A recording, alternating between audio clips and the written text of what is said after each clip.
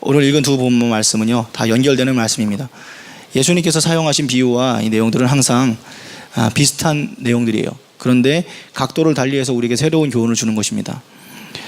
오늘 여러분들, 우리가 이 한 가지 말 한마디를 가지고 생각해 봤으면 좋겠습니다. 우리가 왜 하필, 왜 하필, 왜 하필 이런 표현을 언제 씁니까? 주로 어쩔 때 사용하죠? 예전에 제가 그 작은 교회, 더 작은 교회에서 부목사나 아니면 전도사 이런 걸로 사역할 때 소협배실 앞에서 막 식사를 하고 있는데 밥을 먹으려고 줄을 서서 기다리는데 제 앞에서 밥이 딱 떨어진 거예요. 왜 하필 막 이런 거죠. 그러면 제 마음 안에 뭐 다른 사람을 위해서 봉사하고 싶은 마음이 없는 건 아니지만 그 무거운 솥단지를 가지고 부엌에 가가지고 이거를 딱 갖다가 놔야 되는 게 자연스러운 사실입니다. 그렇게 무거운 솥단지를 들고 온 적이 한두 번이 아니에요. 이 밥솥이 엄청 크거든요. 그럼 보통 적어도 한 30-40명 그냥 지나가요. 근데 그 타이밍에 딱 여러분 공중 화장실에 가가지고 그냥 너무 급한 나머지 그냥 문만 열고 들어가서 일을 봤는데 뒤늦게 알게 되는 거예요. 화장지가 없다는 걸. 그때 막 앞에 있는 사람들 상상이 되는 거예요. 막 그 넉넉한 화장지를 가지고 막 코도 풀고 막 이것저것 다 자기 볼일 다 봤을 그 사람. 어떤 사람은 막 피가 날 정도로 계속 여러 번 닦았을 수도 있는 그것이 왜 하필 내 앞에서 떨어지는 걸까? 이게 바로 여러분들의 우리가 함께 겪는 왜 하필의 일상적인 이야기입니다. 모든 사람들이 누가 들어도 진짜 그거는 저렇게 불만 가질만 하다 이렇게 표현이 될 만한 왜 하필을 여러분 가지고 계신 경험이 있습니까? 오늘 성경 본문도 가만히 보면 왜 하필 이런 말이 나올 수밖에 없는 내용을 예수님이 다루신 거예요. 포도원 품꾼 비유입니다.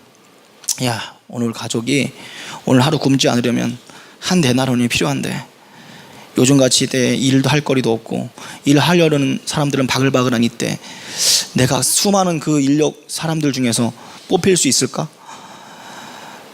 새벽 인력 시장에 갔습니다. 운이 좋은 건지 새벽 6시에 한 방에 뽑혀서 포도원에 가서 일하게 되었습니다. 기분이 너무 좋았어요.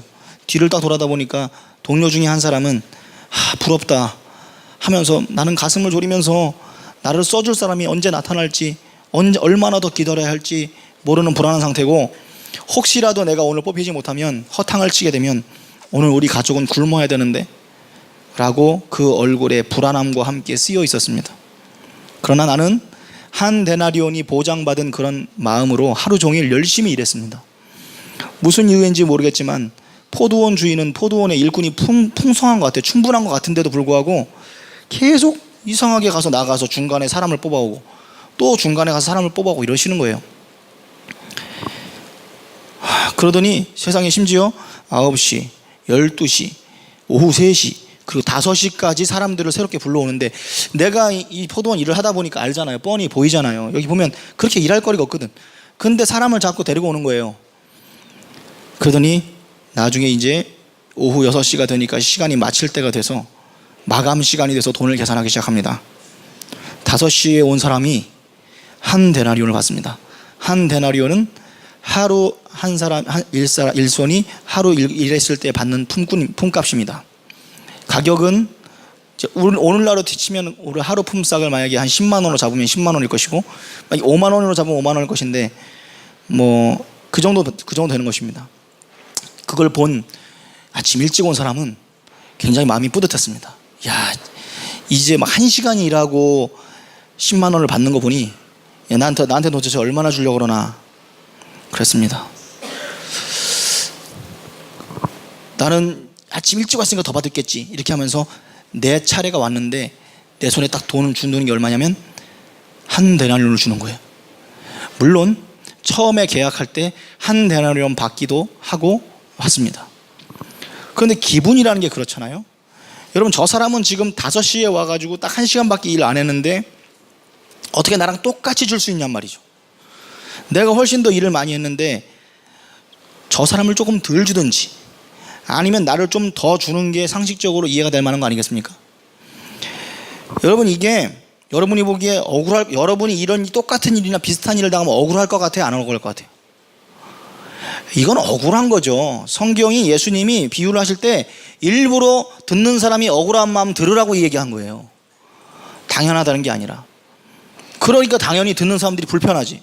저건 말이 안 되는데 좀, 물론 맞는 말이야. 한 대랑 계약했으니까 한 대만 받아도 아무 불평이 없어야 되는 게 맞아. 근데 사람은 기계가 아니잖아요. 수학 공식이 아니잖아요. 그러니까 화가 나죠. 여러분 이해가 잘 안 되면 제가 실제로 있었던 일 중에 또 다른 한번 비유를 들어볼 테니까 한번 들어보세요. 하버드 대학에는 가난한 학생들에 대한 정책이 잘 되어 있습니다. 그래서 어떤 학생이 정말 어려움 가운데 이 장학 제도의 혜택을 받아서 돈을 안 내고 학교를 다닐 수 있게 되었습니다. 엄청난 성적 우수상이라기보다는 어떤 복지 제도에 의해서 돈을 안 내고 다닐 수 있게 됐습니다. 심지어 하버드가 얼마나 잘 돼 있는지 역시 명문대학교는 달라. 학비를 안 낼 뿐만 아니라 심지어 책값이나 이런 것들을 할 수 있는 용돈까지 주는 거예요. 학교에서 책값의 일부를 보조해 주는 거예요. 미국은 기본적으로 행정 처리가 매우 늦습니다. 여러분들의 상상을 초월할 정도로 행정 처리가 늦어요. 면허증 같은 거 한번 받으면 그냥 우리는 가서 그 즉석에서 15분 만에 주거든요. 이 사람들은 15일이 지나도 안 와요. 면허증 그냥 줘도 되는 거 똑같은 건데 그렇게 합니다. 그리고 기다려가지고 줄 서가지고 기다린 거, 병원에서 24시간 기다리는 건 일도 아니고. 미국의, 이거 후진국 얘기하는 게 아니에요. 미국 얘기하는 거예요. 예, 제가 겪었으니까. 저희는 병원에서 기다리다가 줄 서다가 유산됐습니다.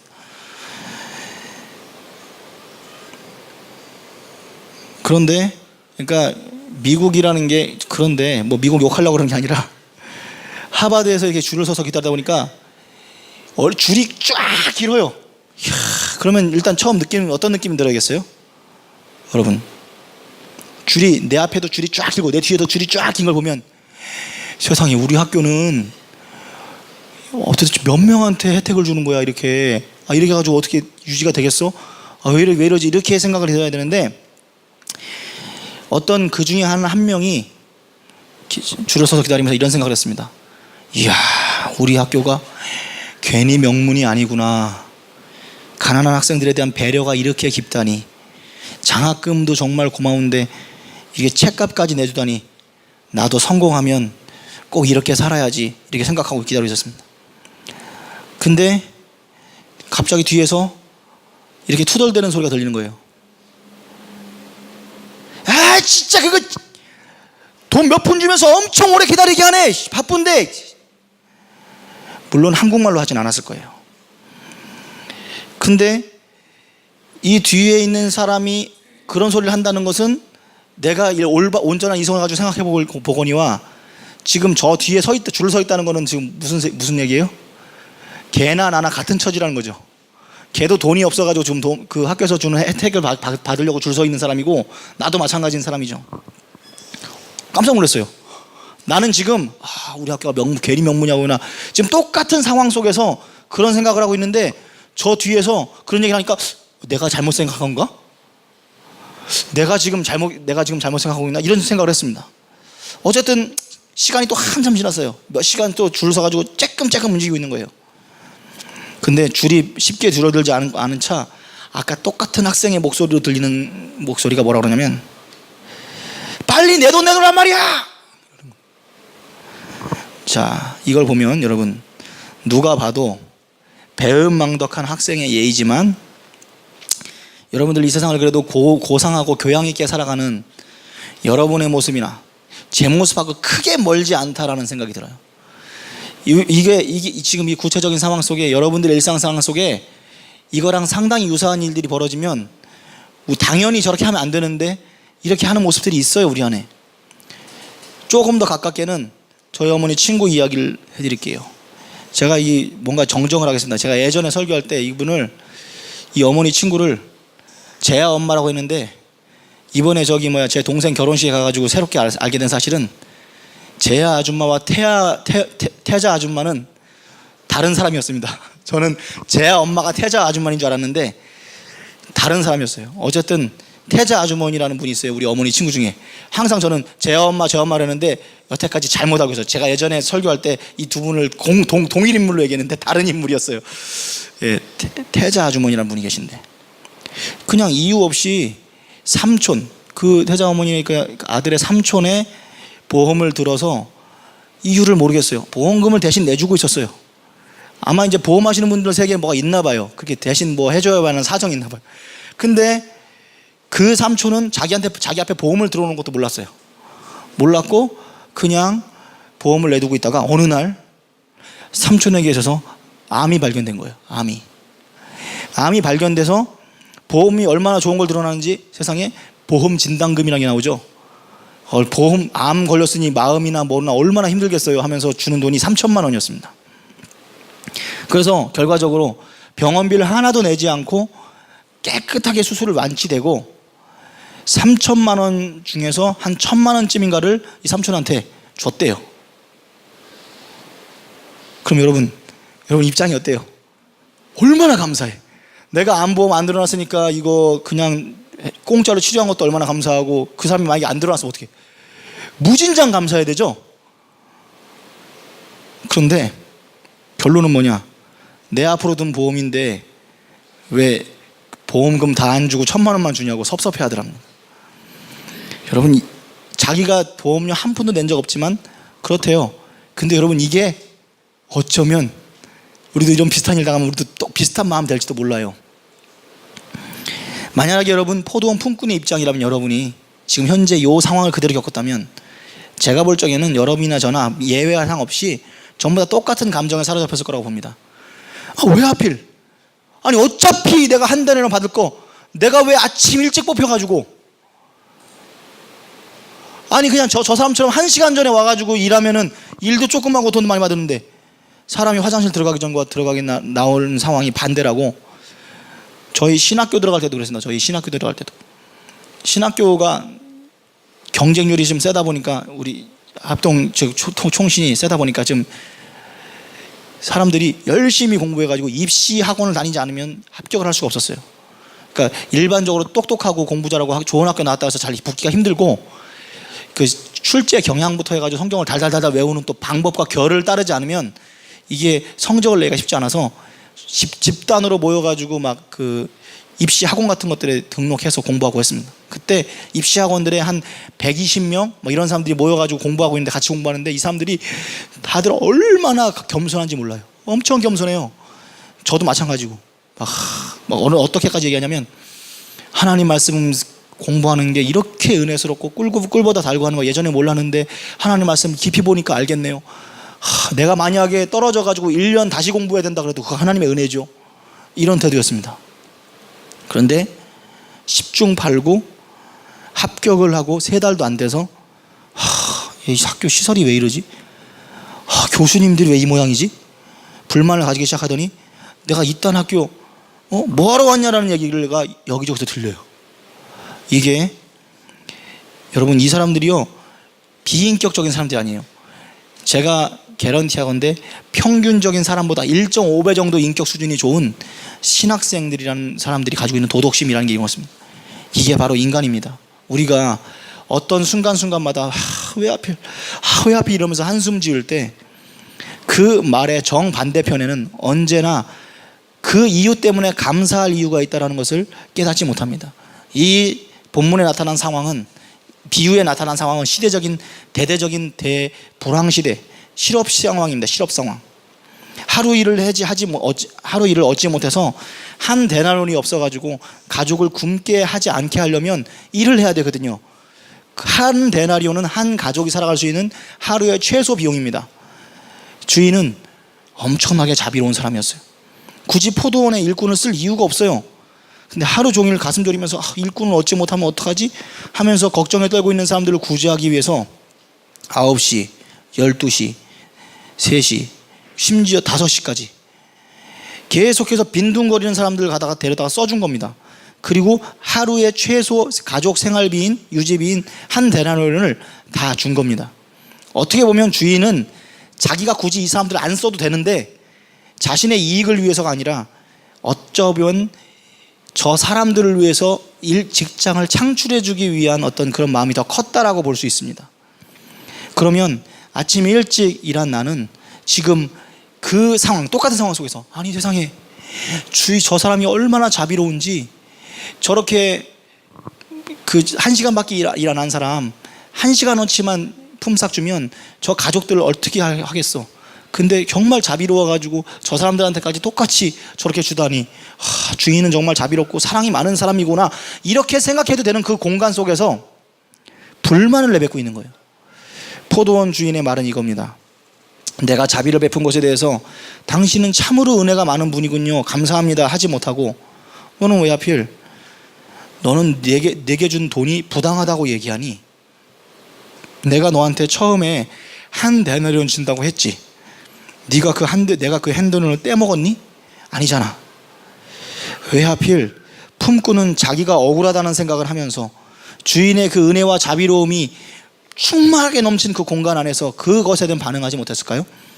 이것은 모든 사람들이 전부 다 오직 나를 중심으로만, 이기적으로만 생각하기 때문에 그렇습니다. 제가 이야기했던 왜 하필과 여러분들이 겪었던 왜 하필들을 다 모아보면 그 공감할 만한 모든 왜 하필의 공통점이 있습니다. 그게 뭐냐면 전부 다 자기중심적이라는 것입니다. 우리가 다 이기적이라고 그랬습니다. 왜 하필 우리는 왜 하필을 부정적으로만 쓸까요? 왜 하필이라는 것을 이야기할 때 그 왜 하필이라는 이유를 이야기하는 바로 그 이유 후에 뒷면에는 동전의 양면처럼 감사할 일이 반드시 있어요. 그런데 왜 하필 우리는 왜 하필 나에게 이런 은혜 주셨습니까? 이런 생각하기보다는 왜 하필 내가 이런 취급을 당해야 된다는 이 억울한 것만 묵상할까요? 나를 생각하고 있는 한 결코 우리는 감사할 수 없습니다. 우리가 억울하다고 느끼는 모든 것은 우리가 전체를 공평하게 보지 않기 때문에 그렇습니다. 젊으신 분들이 많은데 여러분들 레포트 쓰다가 컴퓨터 다운된 적 있어요? 노트북이나? 그때 그 기분이 어때요? 왜 하필 나한테 이런 일이 일어나야지? 자주 겪는 일인데, 누구나 겪어봤던 일인데. 그러면 이렇게 생각해 봅시다. 그 컴퓨터가 없었다면 자료를 날릴 일이 없었을 텐데, 손으로 썼다면 훨씬 안전했을 텐데, 컴퓨터라는 게 없는 게 은혜일까요? 지금까지 지구에 살다가 죽은 인류가 얼마나 되는 줄 아세요? 아무튼간 셀 수 없는 그 수백억 그 이상의 그 인구, 그 인구들 중에 이 놀라운 컴퓨터나 인터넷이라는 이 눈부신 기술을 누린 사람들은 최근 한 20년, 30년 안쪽에 살고 있는 여러분들 뿐이에요. 우리밖에 없어요. 예전엔 이런 거 상상도 못했어요. 심지어 여러분, 한국의 시골의 인터넷 속도는 미국의 국방부 인터넷 속도보다 한 100배 정도 빨랐고 지금도 한 10배는 빠릅니다. 지금 여러분이 한국에 살고 있다는 뜻은 뭐냐면, 지금 이 인류를 통틀어서 지금 살고 있는 인류와 지금까지 살았던 인류까지 다 통틀어 가지고 가장 큰 혜택의 노른자 위에 살고 있는 거예요. 여러분이 집집마다 가지고 있는 컴퓨터나, 아니요, 그것도 필요 없어. 여러분들이 들고 다니는 이게 일종의 컴퓨터거든요. 굉장히 진보된 컴퓨터인데, 이 컴퓨터보다 한 100만 배, 한 1000만 배 좀 후진 컴퓨터가 뭐냐면 애니악이라고, 불과 한 70년 전에 처음으로 생긴 컴퓨터는 무게가 30톤이었어요. 그리고 4억 원쯤 했습니다, 가격이. 근데 가격이 문제가 아니라 세계 최고 부자라고 해도 내가 그걸 가지고 싶다고 해서 개인적으로 소유할 수 없었어요. 왜? 국가 자산이니까. 생각해보면 여러분은 과거에 어떤 억만장자도 누리지 못했던 그 엄청난 혜택들을 아주 당연한 듯 누리고 산다는 걸 생각해 본 적 있으세요? 아주 단적으로 한번 소개를 한번 해보면, 여러분이 세종대왕이라고 생각해 보세요. 한 나라의 대왕이에요. 톱이에요. 제일 세고 돈도 제일 많고 권력도 제일 많은 사람이에요. 세종대왕이 밤에 환한 불빛 아래서 책을 읽어봤을까? 뭐 읽어봤을까요? 호롱불 많이 켜가지고 해도 밝아도 다 붉은 빛이고요. 그리고 그 끄름 이런 것 때문에 쾌적한 밤을 못 느껴요. 이 형광등으로 가득 찬 이런 데서 세종대왕이 형광등을 봤다면 깜짝 놀래가지고, 아니 뭐라고 그랬을까요? 이름을 붙여야 되는데, 이름을 저걸 세종대왕 이름을 붙여야 되는데 뭐라고 붙여요? 인류에게서 밤을 사라지게 만든 방한의 태양이로구나, 이렇게 표현하지 않았을까요? 여러분 엘리베이터 봤으면 뭐라고 할까요? 엘리베이터. 이거 먹니? 이랬겠죠. 그럼 비행기는 꿈에서라도 한번 날아봤으면, 여러분 TV를 보면 뭐라 그랬을까요? 아니 이것은 과거와 공간, 시공을 초월하는 기적의 상자로구나. 근데 옛날하고 비슷한 마법의 구슬 상자 같은 구슬 정도? 그리고 여러분 그 수술도요. 수술은 예전 죽을 사람 살리는 거잖아요. 근데 예전에는 거의 기적의 수준인 것이 우리 하도 그냥 당연한 부작용도 없는 그런 수술이 있어요. 그게 뭐죠? 라식 수술이요. 백내장 수술. 이거는요 과거로 말하면 봉사가 눈을 뜬 거예요. 완전 거의 뭐 에바다 수준의 기적이라고요 이게. 그리고 제가 제일 그 자랑스럽게 생각하는 현대의 최고의 어떤 문명의 이기가 있어요. 문명의 혜택이 있습니다. 뭐냐면 번지점프입니다. 번지점프는 보험료까지 포함한 단돈 3만 원만 내면, 옛날 사람들이 떨어져 죽을 때 무슨 느낌일까? 이런 느낌이면, 그 느낌을 느끼고 싶으면 3초 후에 죽어야 되는 거예요. 떨어져가지고 떨어져 진짜 궁금해. 그러면 휙 떨어지면 이 느낌이구나 하면서 딱 죽어야 되는 거예요. 근데 지금은 죽지도 않고 죽음의 방부라는 걸 레저로 즐길 수 있는 시대가 됐습니다. 그러한 경험은 옛날에 돈 주고도 할 수 없는 그런 경험을 할 수 있게 됐어요. 여러분들의 일상 가운데 가장 일상적이지만 가장 신비롭고 과거의 어떤 절대군주도 돈을 아무리 쳐들여도 누릴 수 없는 혜택이 있어요. 근데 여러분 너무 당연해가지고, 심지어 우리나라의 제일 가난한 사람들도 전혀 일상적이라서 신기하지도 않고 아쉬워하지도 않는 게 있습니다. 그게 뭐냐면 냉장고입니다. 여름의 냉장고. 여러분 세종대왕이 여름에 아이스크림 먹어봤을까요? 못 먹어봤을까요? 여름에 우리는 아이스크림 하면은 거의 당연히 먹어야지 이런 공식처럼 생각하잖아요. 근데 오늘날에는 여름에 아이스크림의 혜택 받게 있는 사람이 없어요. 너무너무 아이스크림이 귀해가지고, 야 너 같은 어린아이는 아이스크림 꿈도 먹고, 야 아이스크림 먹으면 자격이 있으려면 집이 100평 이상 돼야 돼. 이런 일 없어요. 오히려 베스킨라빈스 같은 거 안 먹고 동네 슈퍼마켓에서 700원짜리 먹으면 내 인생에게 초월하지 이렇게 느껴집니다. 여러분들 중에 누구라도 뜰어주저 같은 데 가서 10,000원 정도 줘도 실컷 먹고, 동네 빵집 가도 그냥 얼음 같은 거 갈아가지고 하얀 연유에다 딸기에다가 키위 이렇게 얹어가지고 판 넣고 거기다 딸기 시럽을 이렇게 쫙 뿌려가지고 파르페 거기다가 뿌려가지고 빼빼로 하나 딱 꽂아가지고 먹을 수 있는 팥빙수 4,000원에서 5,000원짜리가, 아이스크림을 여름에 세종대왕이 먹어봤을까요? 못 먹었을까요? 세종대왕은 한나라의 대왕이지만 한여름에 한 번도 먹어보지 못하고 죽었습니다. 여봐라, 팥빙수가 먹고 싶구나. 가서 동빙고 서빙고에서 얼음을 쪼개오너라. 예이 딱딱딱딱딱딱 말 타고 갑니다. 전하, 연락 빨리 나갔던 탄호가 벌었습니다. 그러면 어쩔 수 없지. 내가 가서 직접 가서 먹고 오면겠다. 팥빙수. 서빙고 앞에 갔습니다. 아니 저렇게 깊숙이까지 내가 왕인데 체면 불구하고 기어 내려가야 되느냐? 왕이시여, 엘리베이터가 나오려면 몇백 년은 기다려야 됩니다. 잘 없습니다. 어이구, 땀을 뻘뻘 흘리면서 내려갔습니다.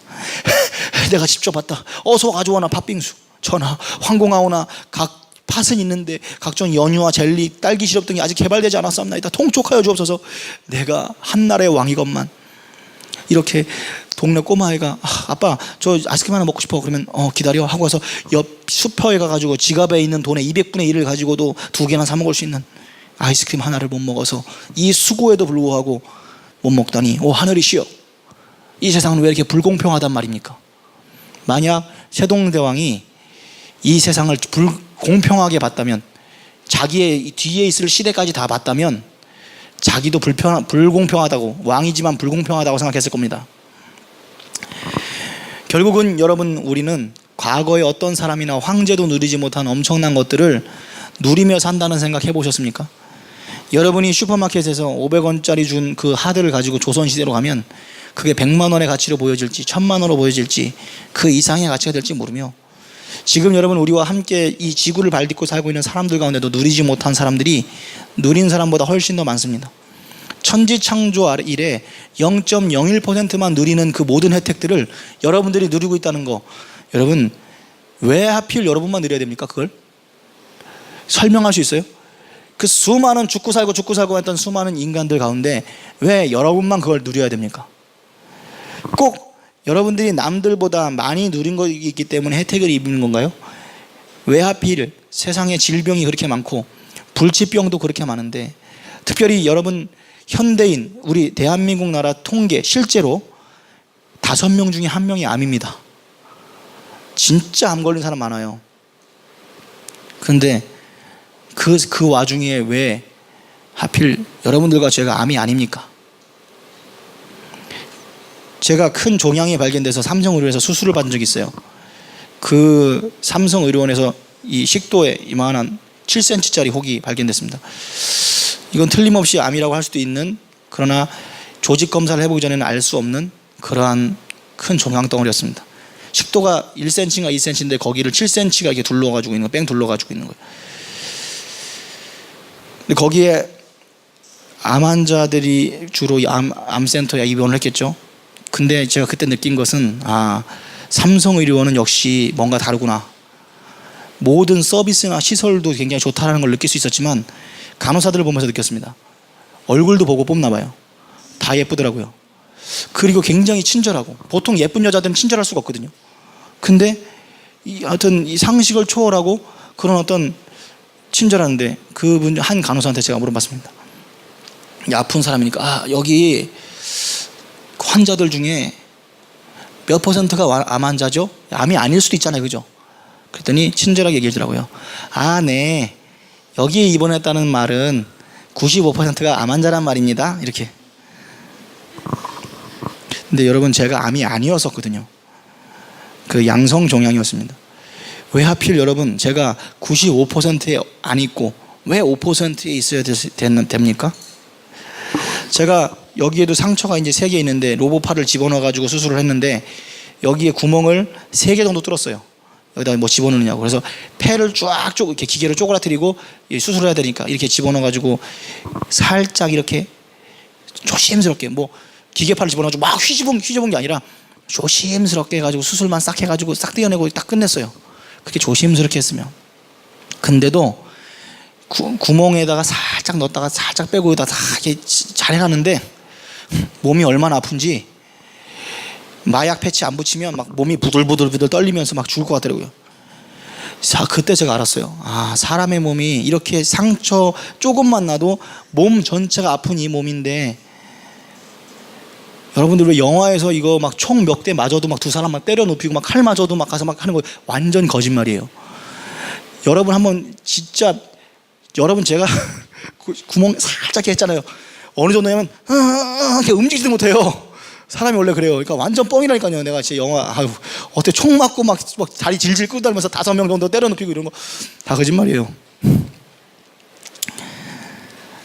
근데 여러분, 무슨 이유 때문에 평상시에 여러분 거의 이렇게 살짝만 아파도 꼼짝 못하는 게 인간인데 여러분들 거의 아프지도 않고 오늘날까지 잘 살 수 있었을까요? 내 생명을 유지하기 위해서 여러분의 심장에 그 운동하는 그 혈관을 일렬로 갖다가 쫙 펼쳤을 때 서울에서 부산 거리보다 길어요. 그 긴 거리를 23초에 한 번씩 심지어 여러분 심장이 피를 돌리고 있습니다. 이 활동이 만약에 잠시라도 여러분을 배신하잖아요? 그러면 우리는 생물학적으로 죽었다라고 여겨집니다. 그런데 왜 여러분의 심장은 단 한 번의 파업 없이, 어떤 사람은 30년, 어떤 40년, 50년 동안 단 한 번도 조금의 오류도 범하지 않고 쉬지 않고 뛰었을까요? 그거는 여러분 당연한 거예요. 앞으로도 여러분이 30년 사신다, 40년 살든 단 한 치의 오차도 없이 심장이 여러분을 위해서 충성해야 되고, 약간이라도 여러분을 실망시키면, 기능을 다하지 못하면 이 심장 왜 그러냐? 배신이다. 이게 섭섭함을 느낄 수 있어요? 여러분, 실제로 생명을 유지하고 사는데 여러분들이 심장한테 뭐 해준 거 있습니까? 약간의 공로라도 있어요? 여러분 심장이 꼭 뛰어야만 하는 그 이유를 여러분 제공한 게 있어요? 최첨단 컴퓨터보다 훨씬 더 복잡한 우리의 몸이 이렇게 생명이 유지되고 있는데 당연히 내가 살아있어야 된다고 생각하는 거예요? 의심을 해본 적 없어요? 여러분, 돌이 그냥 응치해가지고 여기다 돌을 하나 갖다 놓으면 그 돌이 움직이고 있지 않는 것은요, 그것은 생명활동이 아닙니다. 근데 사람이요, 제가 지금 아무것도 안 하고 있는 것 같지만 이렇게 서 있는 것 자체가 무지무지한 노동활동이에요. 이게 서 있기 위해서는 이 안에 생명활동이 가득 차 있어야만 이게 설 수 있는 거예요. 그렇지 않으면 이렇게 해가지고 넘어지는 거예요. 이게 서 있다는 것 자체가 엄청난 노동입니다. 생명활동의 결과라고요. 지금 아무것도 하지 않고 있다라고 느껴지지만 아니요, 흐물흐물 쓰러져 누워있지 않고 척추를 세우고 앉아있다는 것 자체, 여러분이 앉아있다는 것 자체가 무진장 건강하다는 뜻입니다. 여러분, 이것을, 이 삶의 비밀 하나를 가져가시기 바랍니다. 여러분이 여러분의 똑같은 삶 가운데서 똑같아요. 그 상황은 한 가지 상황이에요. 아까 말했죠. 이 포도원 품꾼의 상황 속에서 이 사람은 지금 왜 이렇게 자비롭고 은혜가 충만한가 라고 얘기할 수도 있었는데, 거기서 이건 부당해 라고 얘기했어요. 똑같은 상황인데. 지금 한 가지 상황, 컴퓨터와 마찬가지예요. 컴퓨터가 있었기 때문에 내가 그동안 열심히 효율적으로 훨씬 더 빠르게 일 처리를 해왔던 것들이 있는데, 지금 내 앞에서 이 컴퓨터가 한번 오작동을 일으켰다 해서 이 컴퓨터 전체를 다 저주하면서 없어져 버리라고 하는 그 기분. 언제나 내가 욕하고 있는, 극렬하게 욕하고 있는 그 상황은 사실은 내가 감사할 조건이고, 반대로 누군가가 감사할 수 있는 조건 가운데 반드시 그 똑같은 감사 조건을 가지고 불평을 할 수 있는 사람이 있습니다. 여러분이 감사를, 그 두 가지 조건 중에 감사를 보는 동안은 불평이 나오지 않지만, 여러분이 불평하고 있는 동안은 실제로 존재하고 있는 감사의 제목이 보이질 않습니다. 여러분들, 이제 왜 하필이라는 것에 대한 정의를 내리십시오. 재정의를 내리십시오.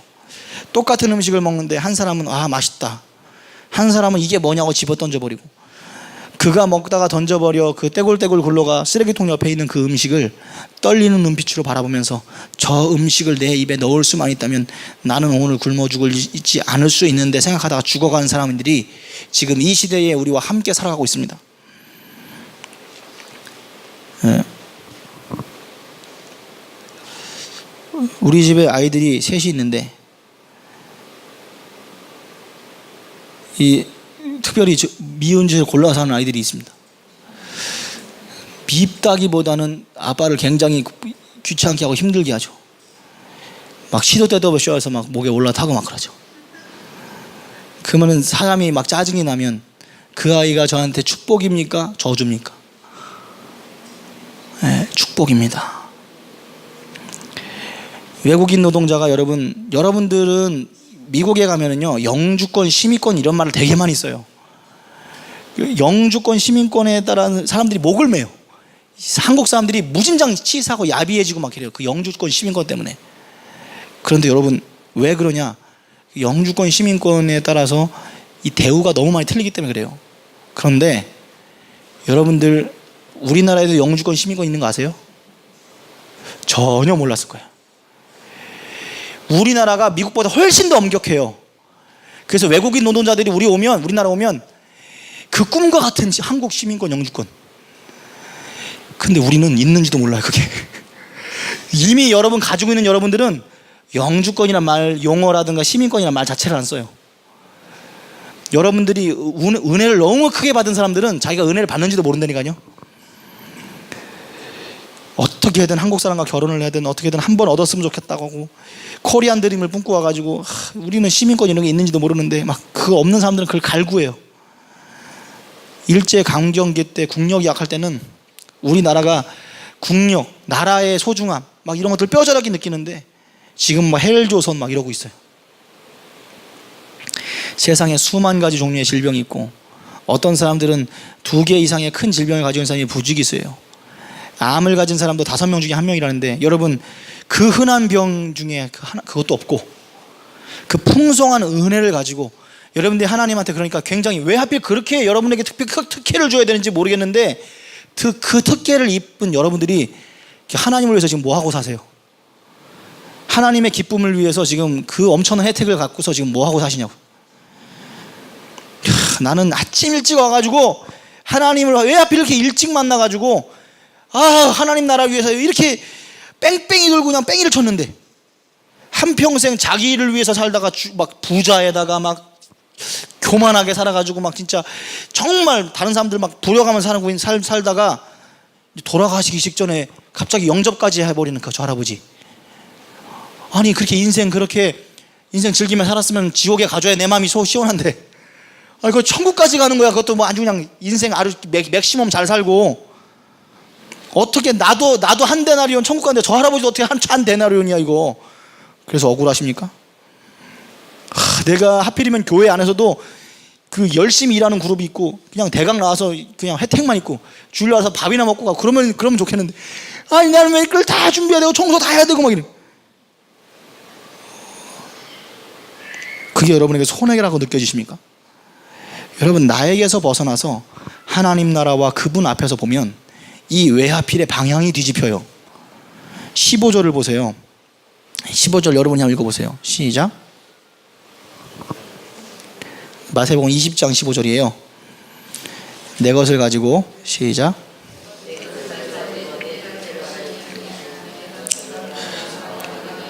예, 그분의 뜻에 집중하면 이거는요, 이 비유의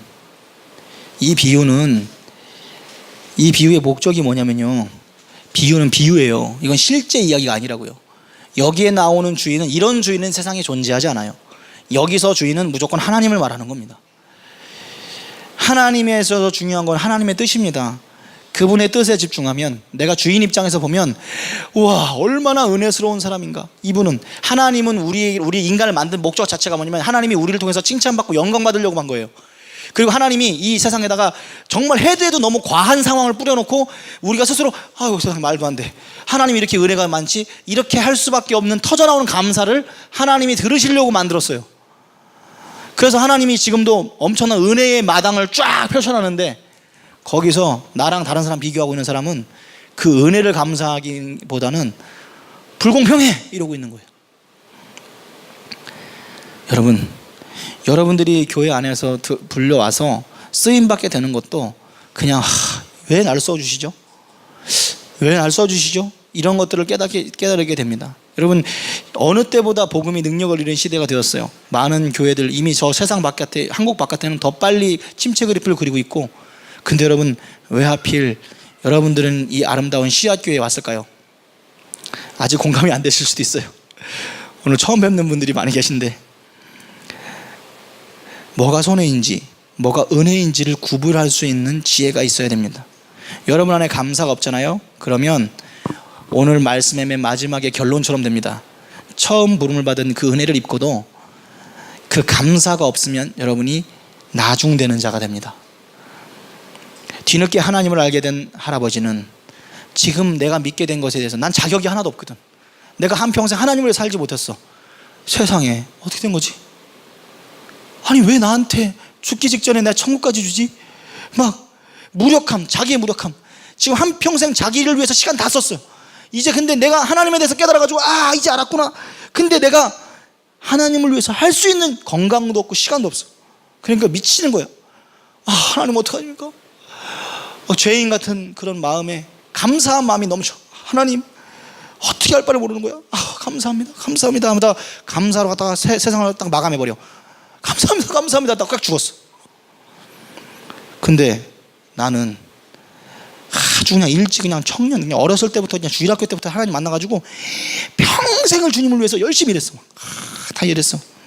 근데 봉사도 엄청나게 많이 했는데 하나님이 내가 봉사한 거에 비해 막 축복도 물질도 안 부어주시는 것 같고 막 이런 생각을 하다가 죽을 때 정도 다 돼가지고, 그렇지, 내가 생각해 보니까 내가 하나님한테 누구보다 할 만큼 했지. 이게 공로의식 가지고 꽥 죽어요. 그 할아버지도 죽고 이 사람도 죽어요. 그때 바로 처음 된 자가 나중되는 겁니다. 천국에서는 여러분이 하나님 앞에 얼마만큼 영광 돌리는 존재인지만 남습니다. 그러니까 여러분이 많은 사람들이 억울함을 호소할 때 그 쓰는 그 외화피를 하나님의 은혜를 헤아리는 감사로서 사용해 보십시오. 무엇보다 여러분이 생각해야 될 가장 큰 외화필은 뭐냐면, 왜 하필 이 수많은 삶 가운데 나를 선택해 주셨지? 나를 왜 교회로 불러주시고 나를 왜 구원해 주시고 왜 나한테 이 은혜를 줘야지? 게다가 시대를 또 잘 만나가지고 얼마나 풍요롭게 사는지, 옛날에는 예수님 잘 믿으면서 좋은데 막 예수님 잘 믿으면 막 순교하고 막 몸에 고통당하고 고문당하고 이렇게 살면서 믿음 지켰던 사람들이 있는데, 우리는 나는 구원받아서 하나님 은혜가 내 가슴속에 넘치는 데다가 나는 휴가 때 되면은 막 캐리비안 베이 막 이런 데 가가지고 막 놀고 막.